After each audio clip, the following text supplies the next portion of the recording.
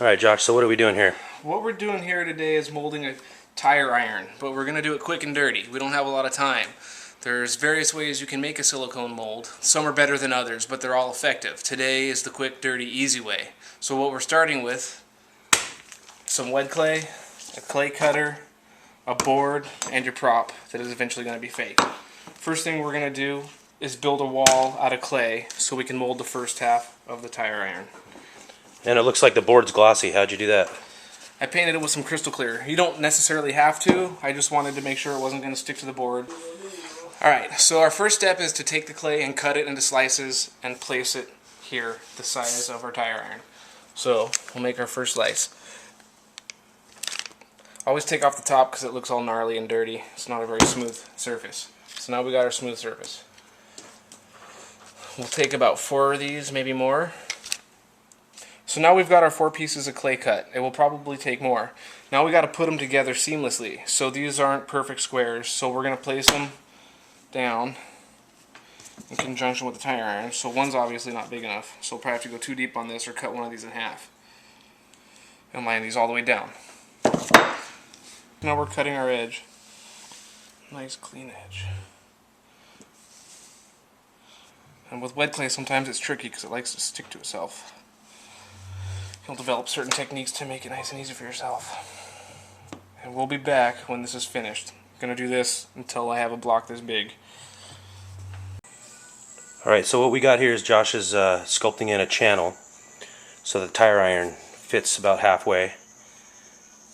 This again is the lazy, quick way to do it. But it works pretty good for me and I enjoy it.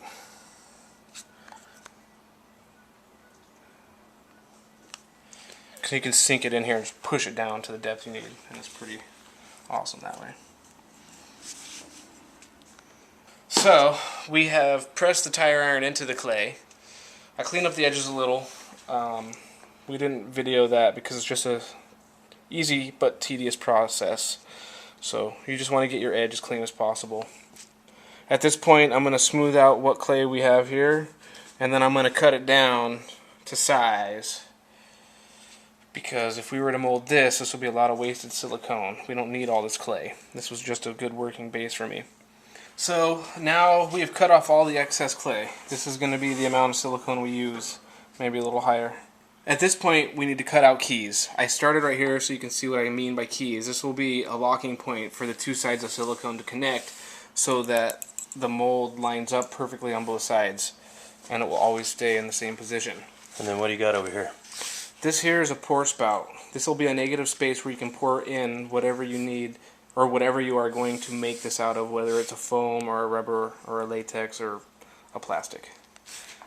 So as you can see, I've placed keys along this whole thing so everything locks in tight.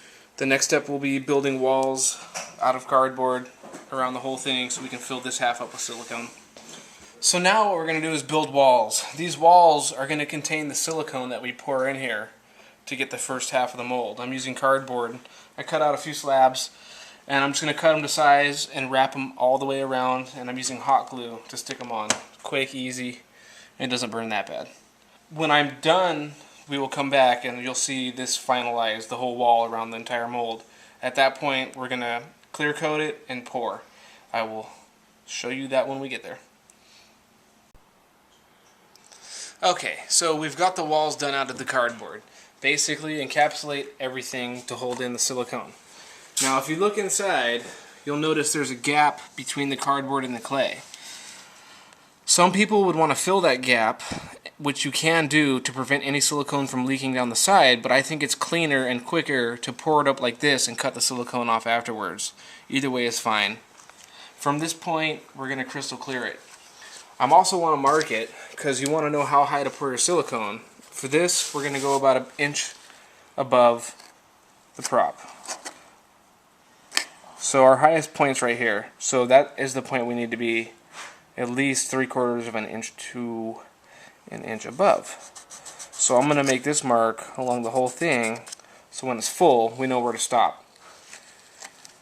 At this point, we're going to crystal clear it. There's lots of different versions of this little spray paint here, and it just seals it.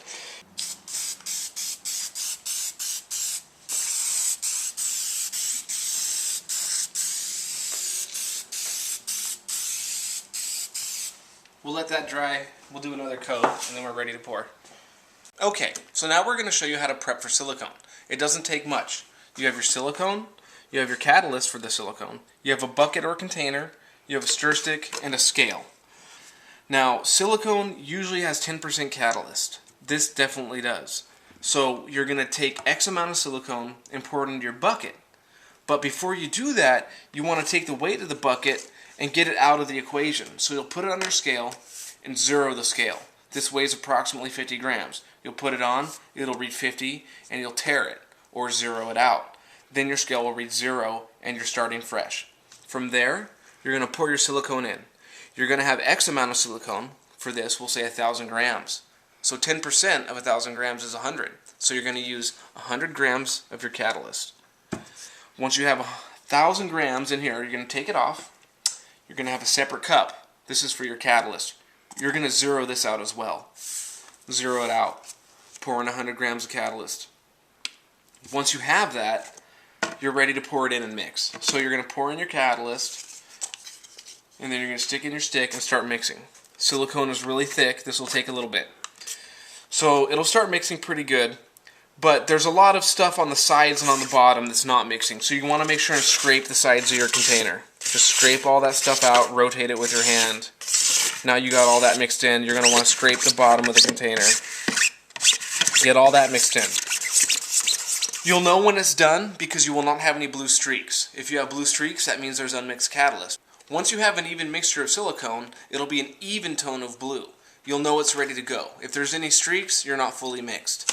Once it's fully mixed, you'll take it and pour it into your mold. So we're ready to pour the silicone. Personally, I like to pour it straight and high and get a nice small little stream and not pour right on the mold like that. So you don't get any bubbles. You're going to get bubbles no matter what unless you have an evacuator. But if you do this, it eliminates some of the bigger ones.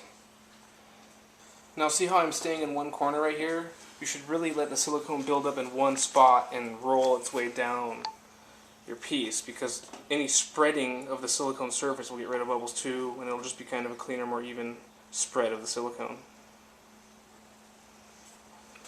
So once you've gotten some of the silicone in, not all of it, a good way to break up the surface bubbles is with compressed air.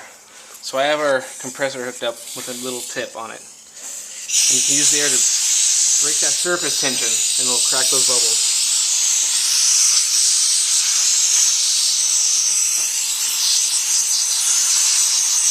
So if you apply a little more pressure, you'll notice you can get all the way down to the prop.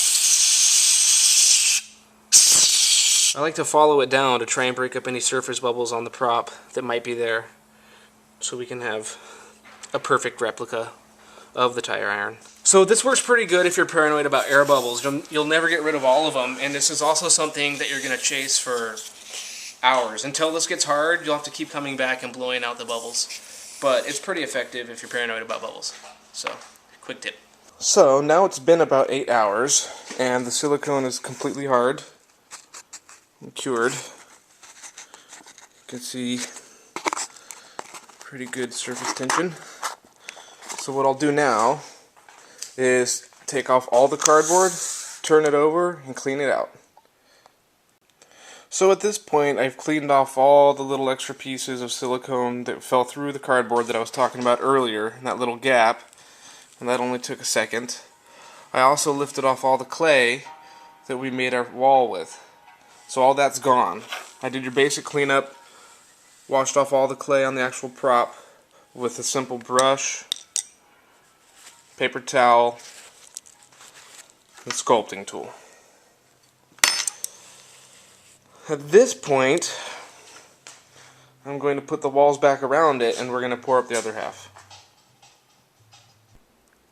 So now we've finished putting the walls on, and if you look inside, you'll see there were some areas where I had gaps between the silicone and the cardboard, so I just filled it with a little hot glue, just to save on materials.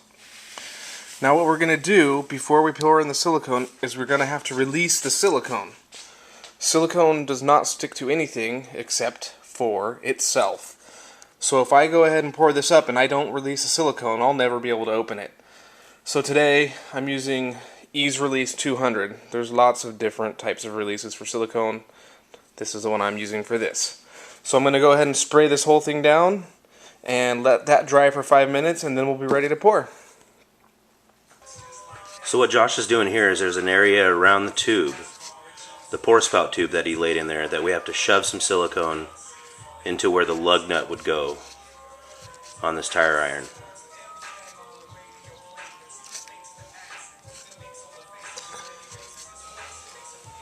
So that should hopefully be good.